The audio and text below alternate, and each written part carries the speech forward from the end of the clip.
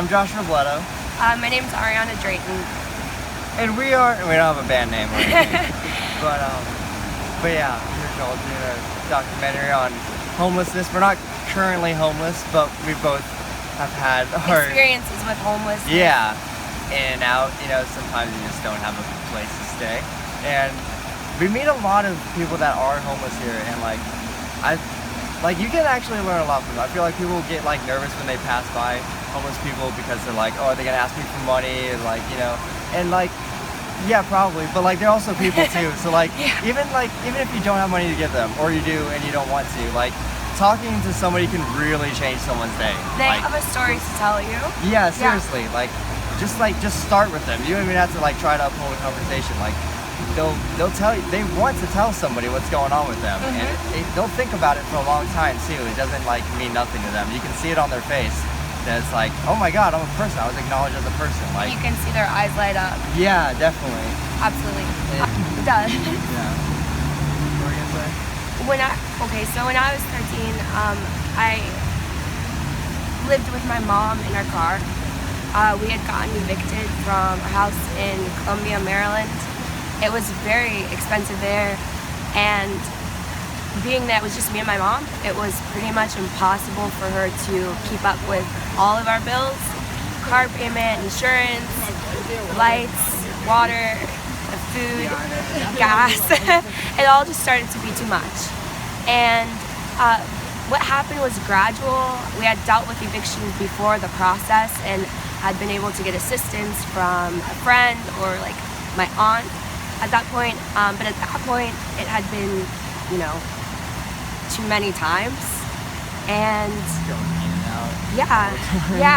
and always having to ask people for favors was excruciating. Yeah, the that gets anxiety tiring. behind it made me really afraid of asking people anything Yeah, and for it makes anything. you feel bad about who you are. Even if they do the favor for you, it's not a matter of oh, will this person do something for me? Knowing that you live by those means does something to your soul, and you're is this who I am? And can I exist on my own? Yes.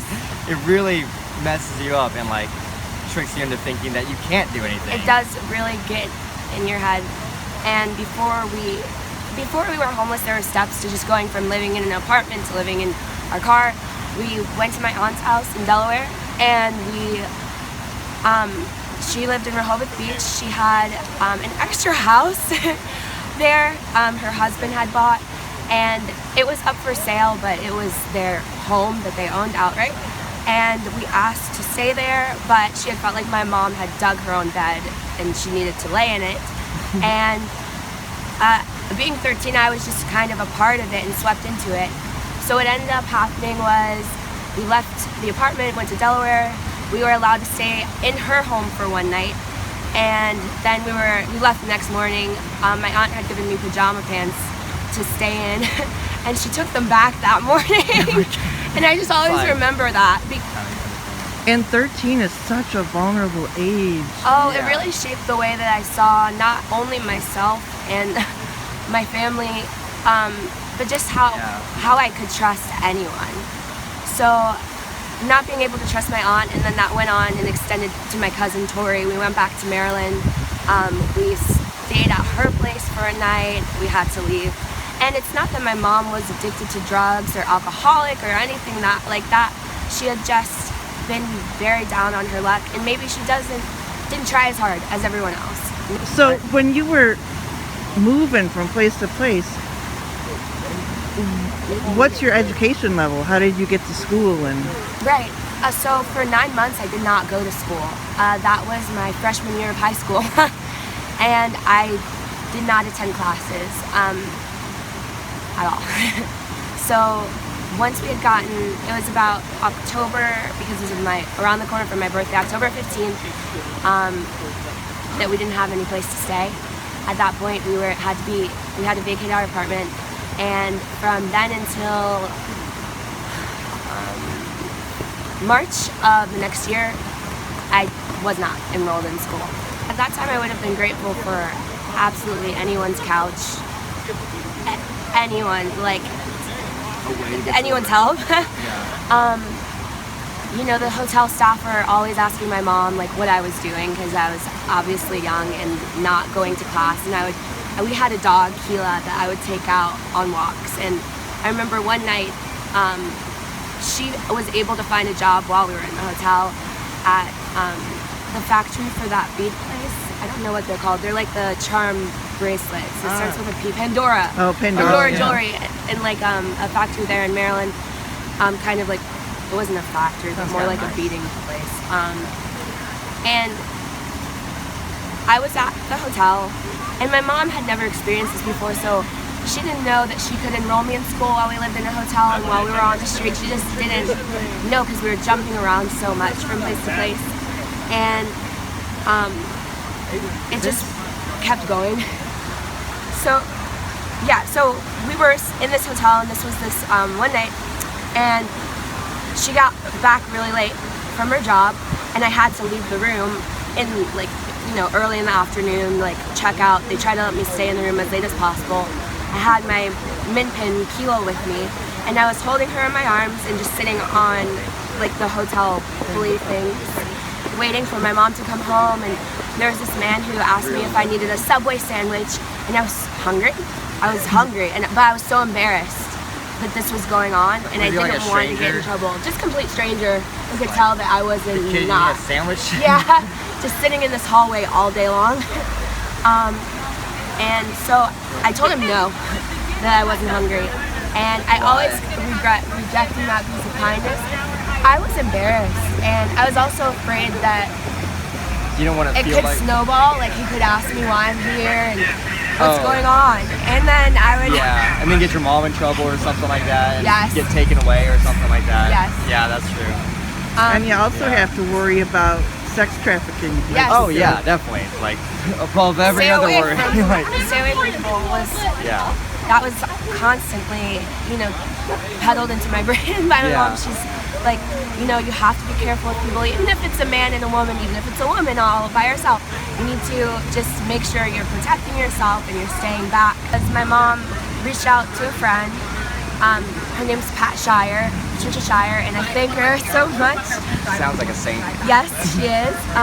She knew my mom when she was pregnant with me, and she knew the struggle my mom went through when my dad was not having a piece of our lives. So that was why I have not included a dad in this story, because there was no dad to include. I mean, he was there. He did have a home, but that wasn't the place for us to go. So she was there for my mom's heartbreak, and she was very excited to welcome us into her home. And she had wished that we had contacted her sooner. It's gotta be a relief to hear. Yes. Like, oh, I was set. If that ever happens again, you know you're set. It was absolutely a relief to hear. And she's told us we can always come back if something happens. Luckily, we haven't had to go back. But we did stay with her for 2 months, and she treated us like family. She fed us, we cooked dinner with her. I was able to get enrolled in her school district, and I ended up going to, we stayed there for 2 months. We moved back into an apartment, and I got enrolled in another school district. I've been to many schools in my life. Yeah. And after, because everything gets so riled up for me, I got back to school, and I had to go to summer school, and it was a very big embarrassment for me because I had always taken... Summer school? Yeah, I never had to go to summer school, and I was just embarrassed, and I didn't want to be at school during the summertime, especially because I felt like I didn't earn the grade to be there because I had no grade. That was why I was there. Yeah. Then It felt like a punishment. It did. Yeah, It did. like It felt the bad like kids.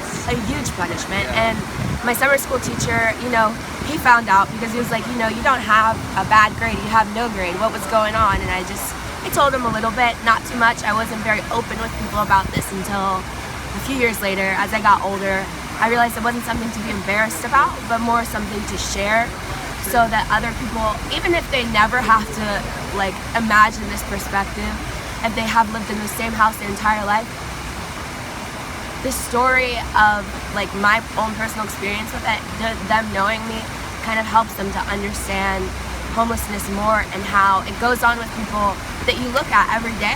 Yeah, it And kind you of don't know. Yeah, it kind of puts away the I guess stigma is the only word I can think of.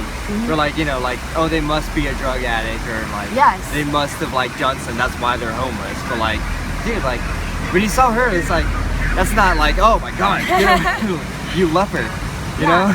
Like, And like it for could be my mom, anybody. it wasn't that either, you know. And yeah, it was just, it was. It was a woman struggling. Yes. A single parent. yeah. Yes.